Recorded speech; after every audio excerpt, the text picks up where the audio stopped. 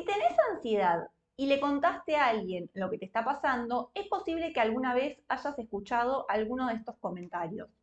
Estás exagerando, no es para tanto, preocúpate por cosas de verdad, hay gente que la pasa peor, cálmate, otra vez queriendo llamar la atención.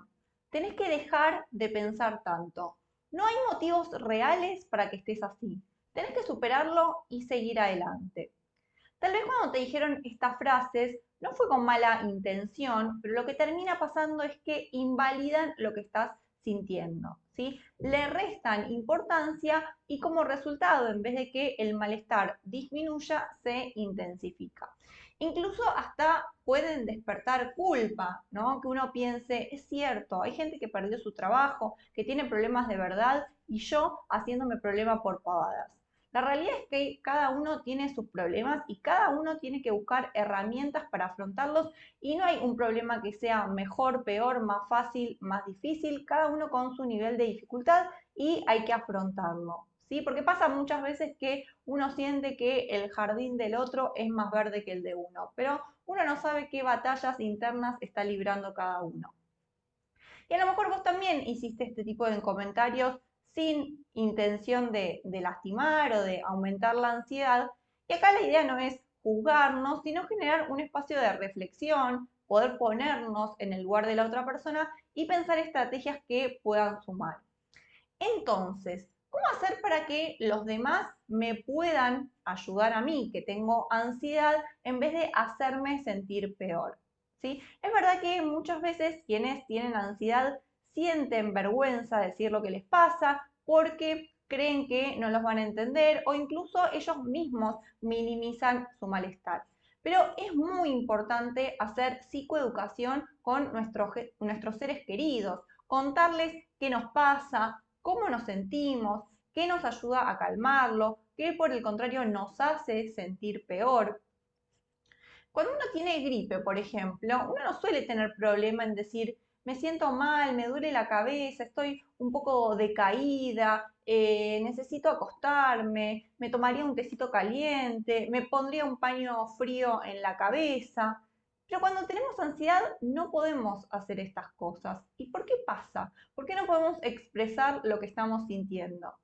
Yo creo que en el último tiempo y gracias a los medios de comunicación, a las redes sociales, se empezó a hablar un poquito más abiertamente de estos temas. Sin embargo, a día de hoy sigue siendo tabú hablar de ciertas cuestiones de salud mental, entre ellas la ansiedad. Hace poco un paciente de 65 años más o menos me decía que recién de grande él se enteró lo que era la ansiedad, lo que tenía, le pudieron hacer un diagnóstico, pero que él siente todo esto, los síntomas, el malestar desde que él era adolescente y que en ese momento le resultaba impensado poder hablarlo con los padres y mucho menos hablarlo con un médico porque él sentía que lo iban a tratar de loco. La realidad es que incluso hoy, medio en chiste, medio en serio, hay gente que sostiene que los que van al psicólogo están locos. O, por ejemplo, que la gente que tiene depresión es porque no le pone voluntad. Entonces, si bien avanzó mucho, yo creo que todavía queda un largo camino por recorrer en cuanto a la visibilización de todo lo que tiene que ver con salud mental, de los trastornos. Y creo que la responsabilidad no es solo de los gobiernos, de las instituciones o de los profesionales de la salud mental. Creo que todos tenemos que afianzar este tipo de conceptos, ¿sí? De poder ponerle palabras, ¿sí? De hablar de estas cuestiones, porque es muy importante poder hablar de salud mental y poder cuidar nuestra salud mental.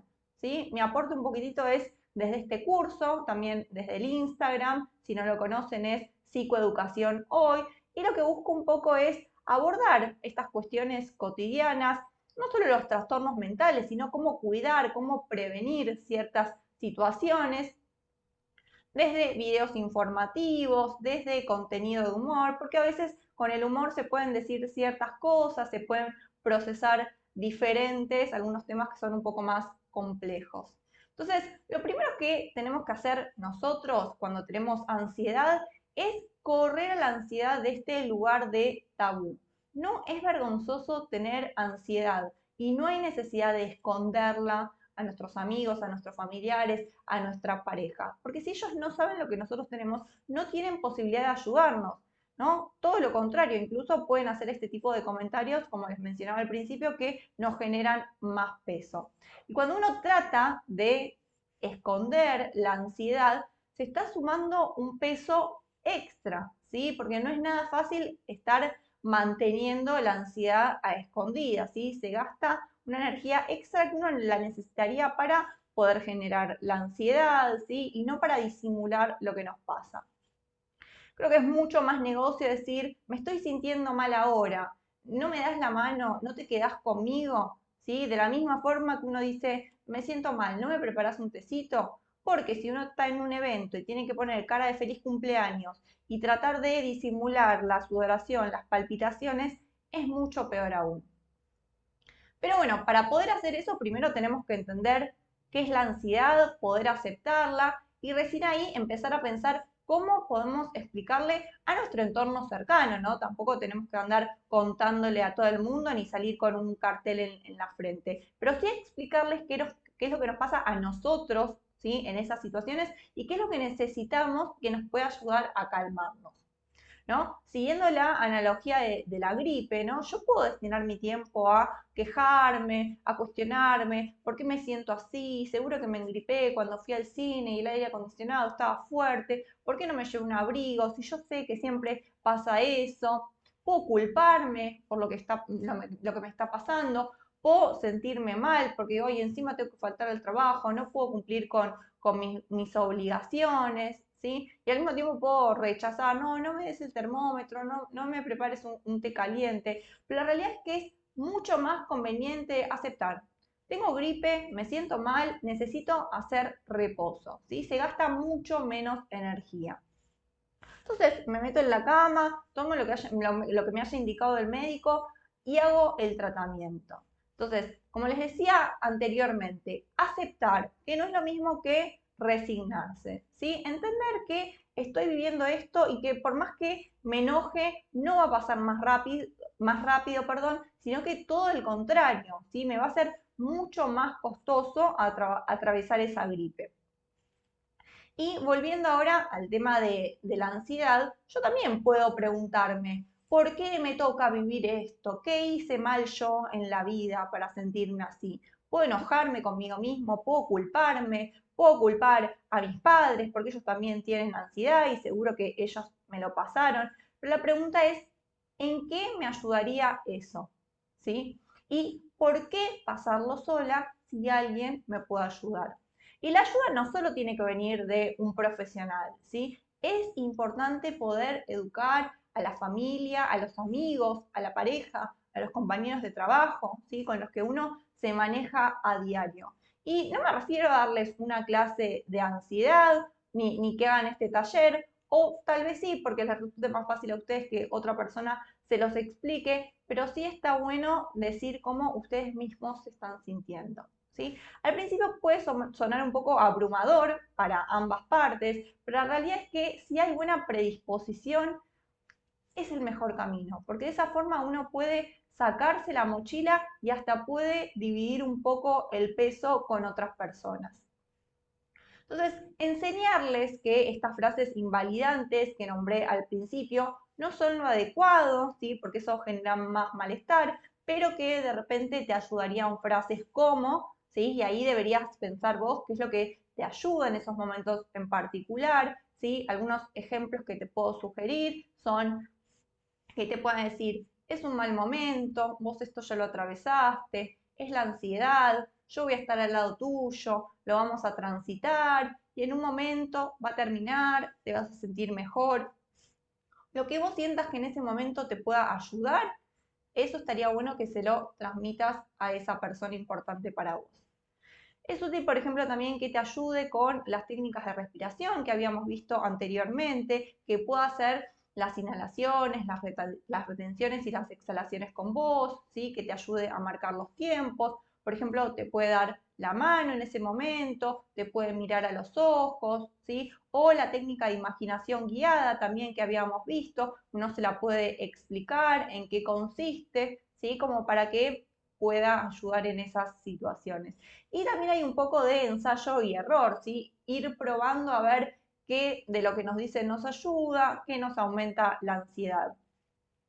Entonces, una vez que ya les explicamos a las personas cómo nos sentimos en una situación de crisis, también una posible estrategia tiene que ver con establecer una palabra clave que dé la pauta que estamos por experimentar o estamos ya en la crisis. Entonces, de esa forma, cuando nosotros decimos esa palabra clave, la otra persona ya sabe lo que estamos pasando y no hace falta volver a explicar en esos momentos que nos sentimos tan mal, la sintomatología que estamos experimentando, lo que nos puede decir, ¿no? Todo esto se realiza previamente, ¿sí? Al momento en el que aparece la ansiedad.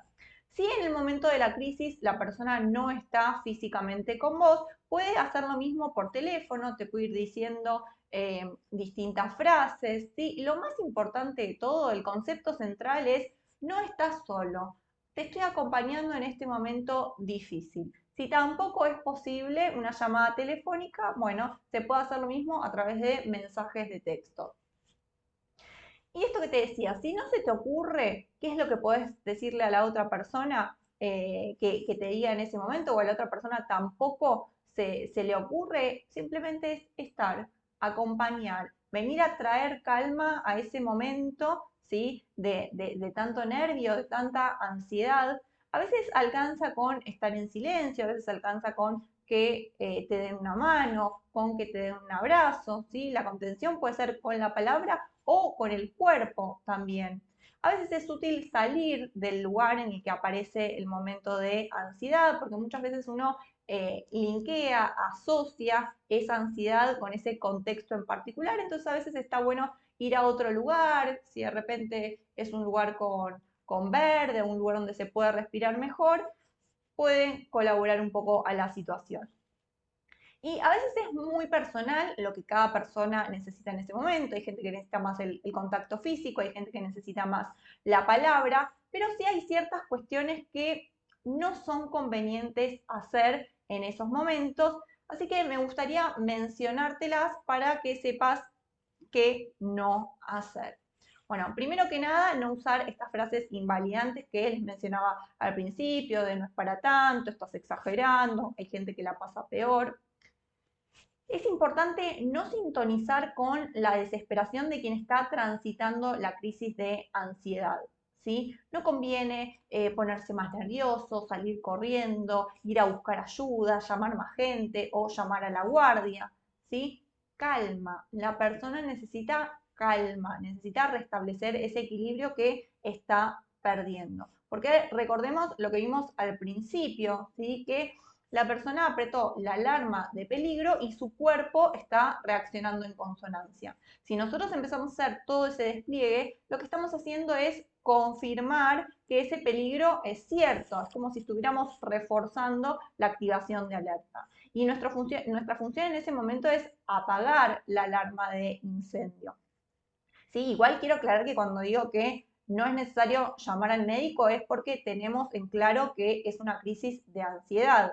Es bastante frecuente que ante el primer episodio, cuando la persona no sabe qué es lo que tiene, no sabe que es una crisis de ansiedad, termine en una guardia, perdón, porque los síntomas que son desconocidos en ese momento para la persona pueden llegar a pensar que es una cuestión respiratoria, que es una cuestión cardíaca, que es algo de urgencia, ¿sí? Pueden llegar a pensar que su vida está en peligro. Acordémonos que pueden aparecer síntomas como sensación de ahogo, dificultad para respirar, las palpitaciones, la sudoración, mareos, sensación de debilidad, que uno se va a desmayar, ¿no? Entonces, eso puede ser muy alarmante si aún no entendemos de qué se trata. Si ustedes llegan a una guardia médica, les spoileo un poco, probablemente los revisen, ¿sí? Y seguramente les den una pastilla sublingual, un ansiolítico, que actúa bastante rápido, en cuestión de minutos, y lo que va a hacer es disminuir la ansiedad y los síntomas van a empezar a desaparecer. Y a continuación probablemente les diga, no tiene nada, ¿sí? Y eso muchas veces suele ser más desesperante todavía porque ustedes empiezan a enumerar la cantidad de síntomas que tuvieron y el que te digan no tiene nada es peor todavía. En realidad, cuando uno dice no tiene nada, se está refiriendo que no hay ninguna afección médica, ¿sí? Nada clínico que esté justificando, que no es un infarto, que no es una ACV, pero sí tiene que ver con una cuestión psicológica y obviamente hay que tratarlo. Otra cosa que no ayuda es enojarse con la persona, ¿sí? Estoy cansado, siempre estás mal y por tu culpa nosotros siempre estamos así, ¿no? En medio de una crisis y de esa forma realmente eso no ayuda en nada, no causa ningún efecto positivo, todo lo contrario, ¿sí? Aumenta el malestar porque la persona ahora no solo tiene que lidiar con la ansiedad que empezó a experimentar, sino también con el enojo que le trae su amiga, su pareja o la persona que la está acompañando en ese momento.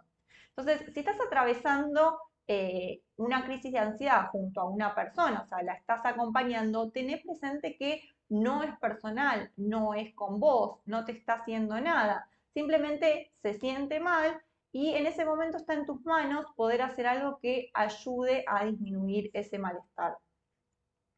Por otro lado, no ubiques a la persona que está atravesando una crisis de ansiedad como alguien que está queriendo llamar la atención, ¿sí? Te repito, no es personal con vos. Sí, es cierto que hay personas que tienen características y buscan llamar la atención, ¿sí? Pero en el caso de una crisis de ansiedad, esto no tiene nada que ver, no es un hobby de la gente querer llamar la atención. Quien atraviesa una crisis de ansiedad la pasa muy mal, siente un malestar muy intenso, ¿sí? Y tener una crisis de ansiedad es como tener fiebre, es como tener una fractura, es como tener un tumor. Nadie se lo hace a propósito a la otra persona. Se siente mal y hace lo que puede en ese momento. Otra cosa que tampoco ayuda para nada es reprochar. Otra vez estás teniendo una crisis. ¿Cuántas veces ya te dije que llames a una psicóloga, que empieces el tratamiento? Yo ya te conseguí números de teléfono y vos seguís siempre igual y vos no te cuidás, entonces esto va a seguir siendo lo mismo. Bueno, no, definitivamente no. Te repito, en ese momento, calma. Hay que ayudar a desactivar esa señal de peligro, esas preocupaciones, esa intensidad que está sintiendo la persona y después, en otro momento de tranquilidad, se pensará a ver qué estrategia implementar, a quién llamar, cómo pedir ayuda.